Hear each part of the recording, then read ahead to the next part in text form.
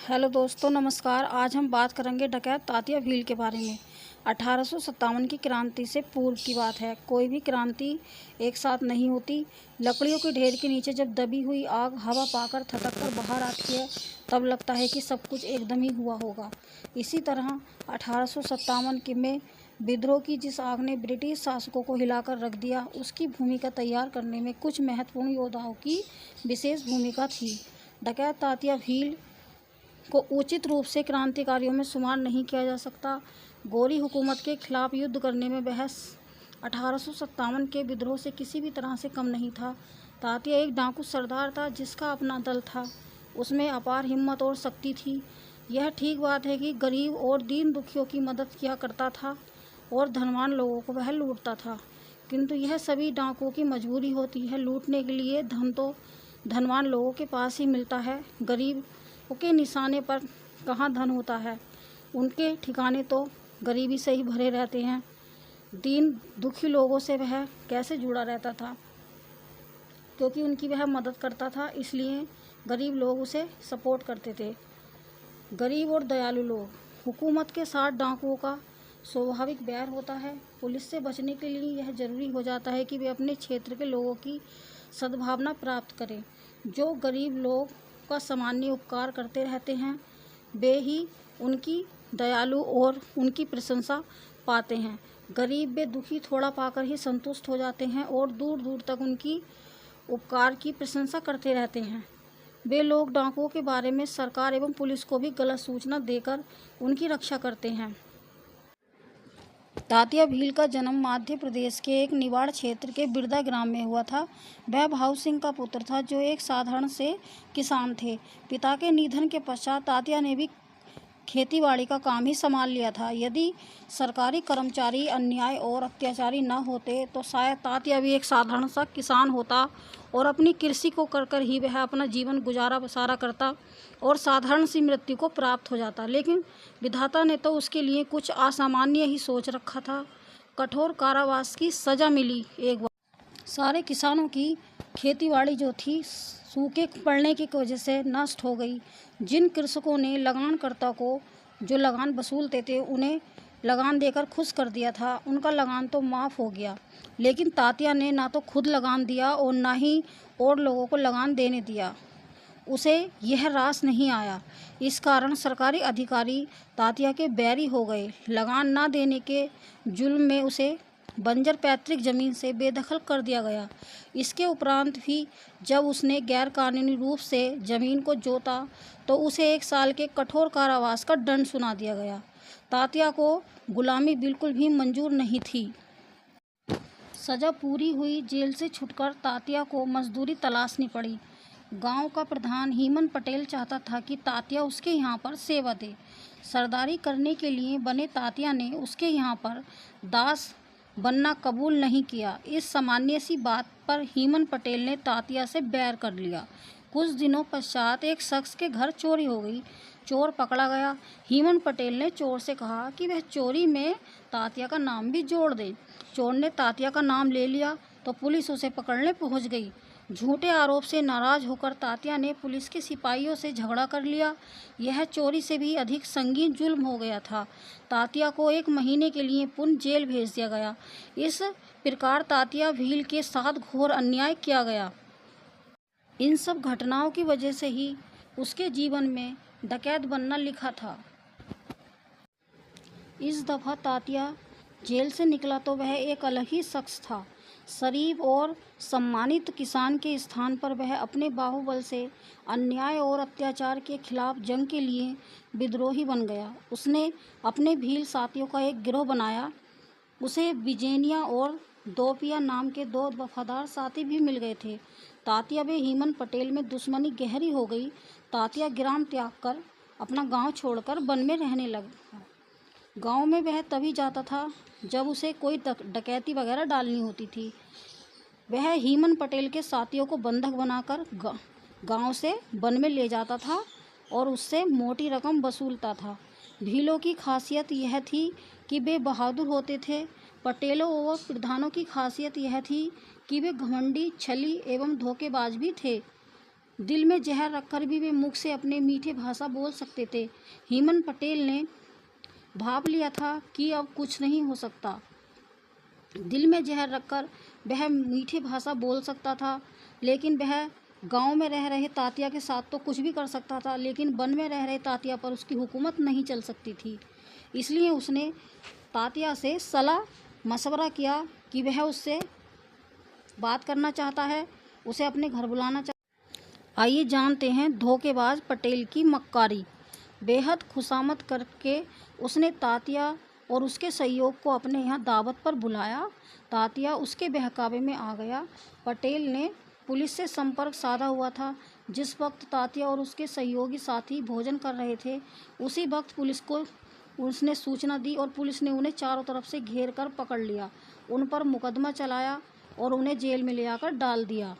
फिर वह एक बार मध्य प्रदेश राज्य के खंडवा की जेल में उन्हें भेजा गया। कारावास से कैसे वह फरार होता है, इसके बारे में जानते हैं। साधारण सी बात है कि जेलें तोड़ी नहीं जा सकती, क्योंकि जेलें इतनी मजबूती से बनाई जाती हैं कि उन्हें कोई भी तोड़ नहीं सकता। किंतु इसके बाद भी कैदी जेल से फरार होने में सफल हो जाते हैं। जिन कैदियों का हौसला एवं संकल्प मजबूत होता है, उनके लिए कोई भी जेल मजबूत नहीं होती, वह उसे तोड़ ही लेते हैं। यह किस्मत की ही बात थी कि तात्या को लोहे की एक छड़ प्राप्त हो गई, जिससे उसने जेल की मोटी दीवार में इतना बड़ा छेद बना लिया था कि जिसमें से एक एक करके उसके सब साथी फरार हो गए। चादरों को परंपरा बांधकर उसने एक मजबूत रस्सा बना लिया। उसके सहारे चढ़कर वे जेल की चार दीवारी से फरार हो गए।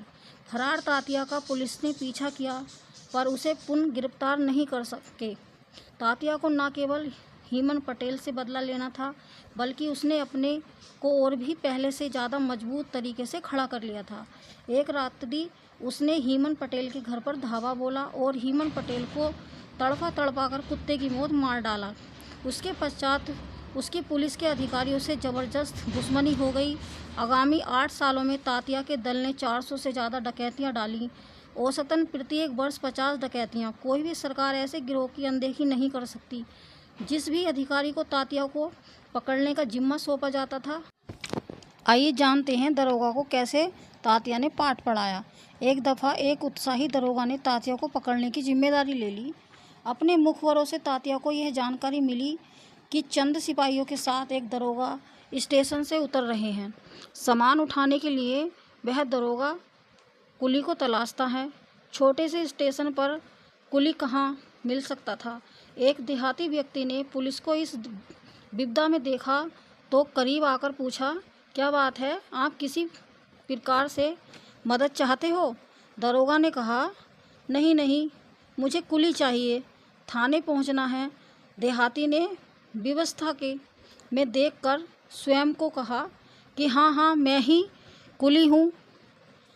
आप कहें तो आपका सामान मैं थाने तक पहुंचा देता हूँ। आप मेरे साथ चलें। थाने पहुंचकर आप अपने इन साथियों के लिए गाड़ी भिजवा देना। दरोगा प्रसन्न हो गया और उसके साथ चला गया। दरोगा का फौलादी ट्रंक देहाती के सिर पर रखवा दिया गया। कुछ दूर जाकर देहाती ने कहा, दरोगा साहब, आपका ट्रंक ज़्यादा भारी है, ज़रा देर को नीचे उतरवा दो तो मैं एक पल के लिए आराम कर लूँ। दरोगा ने कहा, ट्रंक इतना भारी तो नहीं है, तुम ही कुछ अधिक नाजुक मिजाज व्यक्ति लगते हो। इतना कहकर ट्रंक उतरवाने लगे। ट्रंक जमीन से लगा ही था कि उस देहाती ने शीघ्रता से दरोगा की पिस्तौल उनकी पेटी से झटककर छीन ली और कहा कि आप मुझे पकड़ने आए हैं तो लो पकड़ लो। कहते हुए उसने वही पिस्तौल दरोगा की तरफ तान दी। दरोगा ने गिड़गिड़ाकर जीवन भिक्षा मांगी। तात्या कहता है कि वह पिस्तौल की पेटी भी मेरी तरफ फेंक दीजिए, इसके बिना तो पिस्तौल किसी काम की ही नहीं। पिस्तौल और कारतूस लेकर तात्या भील दरोगा को वहीं आधे रास्ते ट्रंक सहित छोड़कर भाग गया। दरोगा बड़ी कठिनाई से थाने पहुंचे। वह इतने शर्मिंदा हुए कि वह वहां पर रुके ही नहीं। एक और दरोगा आए और उनकी भी तात्या ने नाक काटी। वक्त गुजरा, एक अन्य दरोगा ने अंग्रेजों से सम्मान पाने के लालच में तात्या भील को गिरफ्तार करने की जिम्मेदारी ले ली। इस उद्देश्य की पूर्ति करने के लिए थाने में बसेरा भी जमा लिया, लेकिन दरोगा के सामने प्राथमिकता समस्या यह थी कि तात्या के ठिकाने का पता कैसे लगाएं। यूं ही तात्या किसी भी एक स्थान पर रुकता ही नहीं था, वह अपने स्थान बदलता रहता था। एक दफ़ा एक नाई अपनी इजामत की पेटी हाथ में लिए दरोगा के सामने से निकला। दरोगा को उससे दाढ़ी बनवाने की इच्छा हुई। उन्होंने उसे बुलाया और दाढ़ी बनवाने का आदेश दिया। नाई बातूनी तो होते ही हैं, इसी कारण उनकी जीभ कैंची की तरह चलती है। दरोगा ने तात्या भील का किस्सा जैसे ही छेड़ा, नाई दुखी होकर बोला, मेरा दुर्भाग्य है कि तात्या भील ने मुझे भी अपना नाई बनाया हुआ है। दूसरे किसी पर वह विश्वास नहीं करता और ना ही दूसरा कोई उसके करीब पहुंच सकता है। हर दफ़ा दाढ़ी बनाते वक्त वह मुझे धमकाता है कि यदि उस तरह की तनिक भी खरोंच आई तो वह मेरी गर्दन ही कटवा डालेगा। मुझे मालूम है कि किसी न किसी दिन तो मुझसे गलती होगी ही। उस दिन पता नहीं मेरा क्या होगा, मैं तो बेमौत ही मारा जाऊंगा। दरोगा ने बेहतर अवसर देखकर उसके आगे प्रस्ताव रखा कि तुम एक दफ़ा हमें उसका ठिकाना दिखा दो तो हम तुम्हें खूब धन देंगे। बिल्कुल नहीं, नाई ने कहा कि नहीं, बिल्कुल भी नहीं, मैं सहमत नहीं होऊंगा, मैं बाल बच्चों वाला हूँ।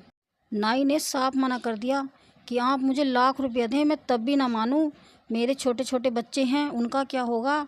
नाई को यह बात अच्छे से पता थी कि दरोगा उनके आगे प्रस्ताव रख रहे हैं, लेकिन नाई ने साफ मना कर दिया। दोनों में सलाह मशवरा हुआ कि दरोगा नाई के साथ नहीं जाएंगे और बाद में छापा मारकर तात्या को गिरफ्तार कर लेंगे। कुछ दिनों के बाद जब नाई दाढ़ी बनाने के लिए आया तो दरोगा उसके साथ हो लिए। नाई ने उन्हें मना लिया कि वह उन्हें तात्या से मिलवाएगा। ग्रामीण का भेष बनाकर निवस्त्र तात्या के ठिकानों का पता जानने के लिए वह चल दिए।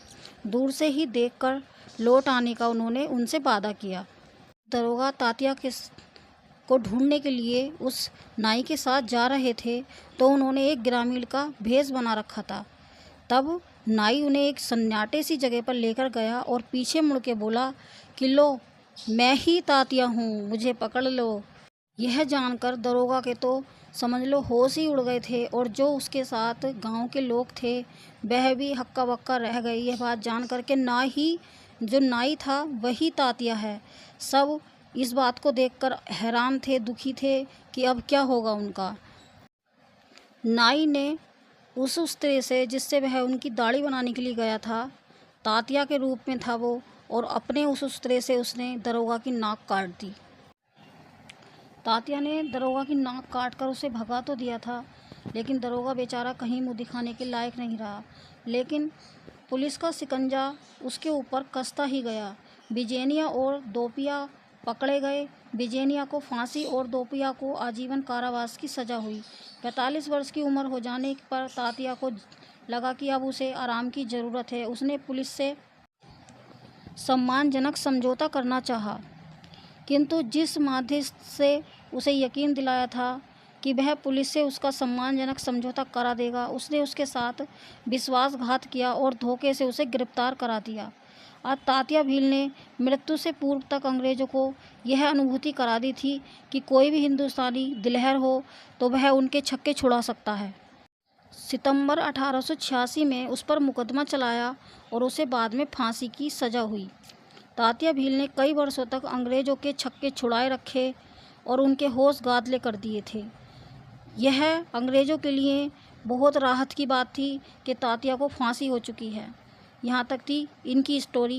जय हिंद, जय भारत।